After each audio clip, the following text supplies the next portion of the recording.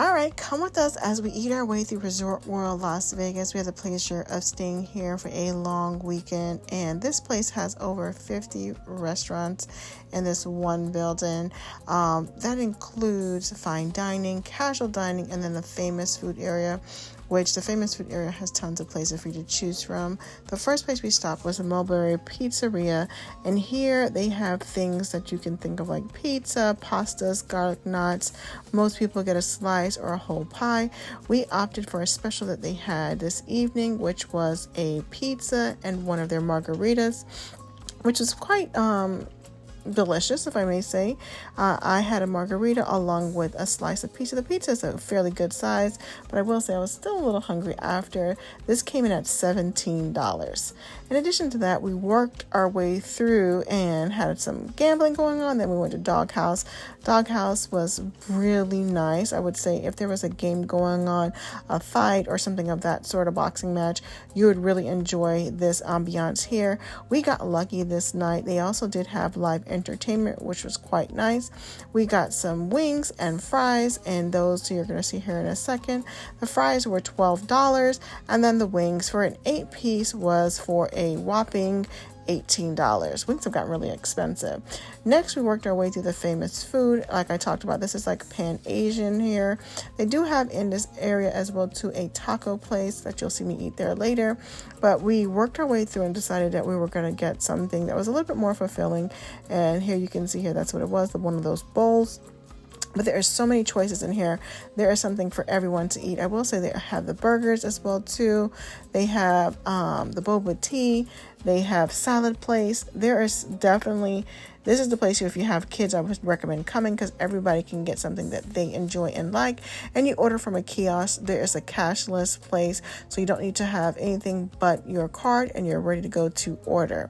So if you're in here and you're looking for some quick fix, I would definitely say it. Here you can see my teriyaki bowl. I will say this was $26.75. It was a little small for the price point, but it still was tasty. Next, I made my way over to here, Kitty Speakeasy.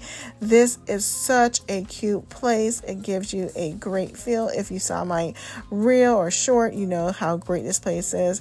When we went there, it is a 1 drink minimum per person, so keep that in mind when you're going. I will say the drinks were absolutely delicious though. Nothing like I've had anywhere else, and we really enjoyed the ambiance as well too. You're going to have an opportunity to see the drinks we had along with the price points. Most of the drinks are over $20, so keep that in mind. And as we saw people flowing in and out of the property, they were having 1 drink and getting out of there. But we decided to have 2, and you can see my drink. The first one was delicious, and then I followed with a second one. I'm not going to see the name, but you can see it there. And that also was delicious at $21. Of course, you want to tip your bartenders and your waitress, take care of them. This place was absolutely lovely. If you like Speakeasy, I definitely recommend going there. Next, we made our way to Junior's, which if you're familiar with Junior's, that's where you got to get your cheesecake and all your desserts.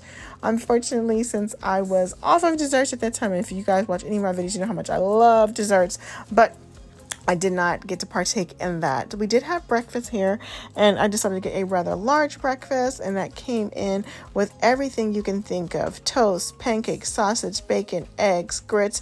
You got potatoes, but that was $27.95. $27.95. I say it's a very reasonable price based on the prices that we're seeing here, and it was pretty good. The toast wasn't the best, but besides that, we enjoyed it. Coffee was mediocre. I didn't have the coffee. My husband had it. I decided to hold out and get my coffee elsewhere once we left the property. Next, we made our way to Alle Lounge 66. This is on the 66th floor of the World Resort here in Las Vegas. I will say this is absolutely a gorgeous place to go. If you're looking for somewhere to kind of wind down for the evening, I highly recommend this place. The views here are spectacular, and they typically have live music as well too. You can see my first drink here, $21. It did not disappoint. It was delicious. They have a bar that is split. So there's one side that you can see here, and on the back side, there are separate bartenders working there. We got so lucky we were able to get a seat right at the window. So we enjoy the views, and it was spectacular. That's the best way to describe it.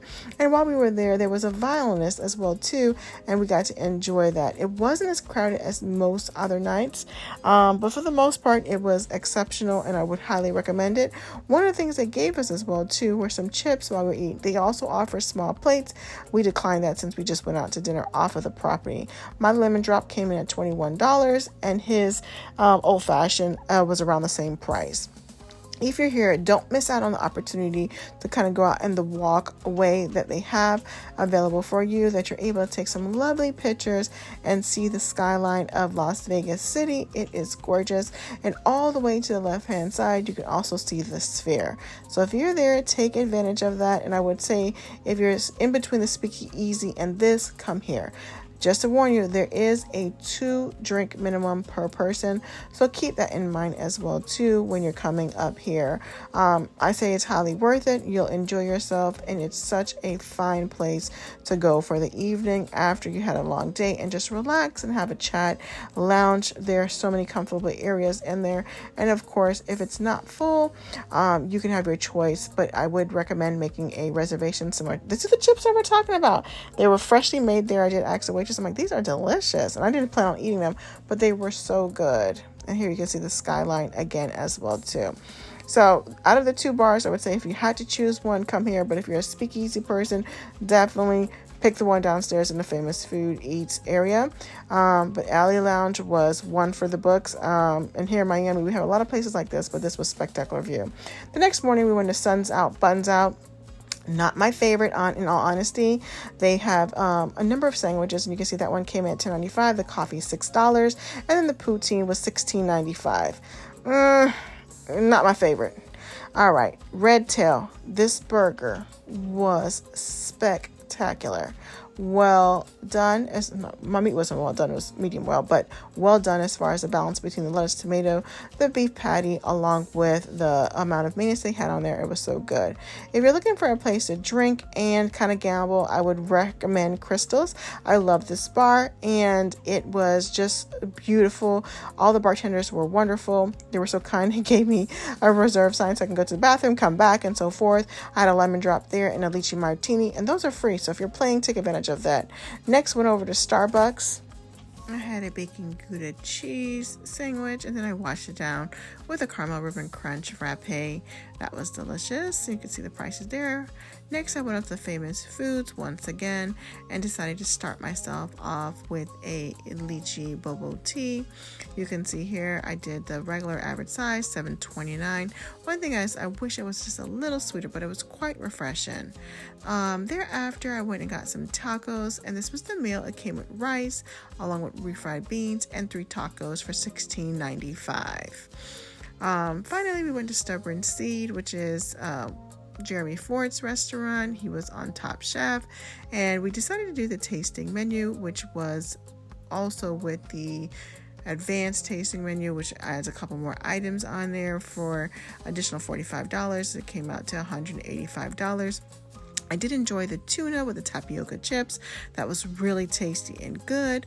Not everything there was to my liking, but that's one thing I do enjoy about the tasting menu is you have an opportunity to taste so many different things and see what you like and dislike. The Wagyu was delightful. Oh, perfection. I couldn't eat the desserts, but I did try some of the other mandarins and things like that in there, and it was really good. This place has so many restaurants that you can choose from, so I would say there is something for everyone here. And one thing I do like is all the restaurants, the decor is so beautiful, and you really feel like you're immersed in somewhere else when you walk into that restaurant, which is delightful. If you enjoyed this video, please give us a thumbs up, send a comment our way, and of course, subscribe to our channel. That really lets me know that you enjoy what we're doing, and we'll continue doing it. And if there's anything that you have any questions, please feel free to put them in the comments. We're happy to respond to you. Hope you enjoyed watching. Thanks again.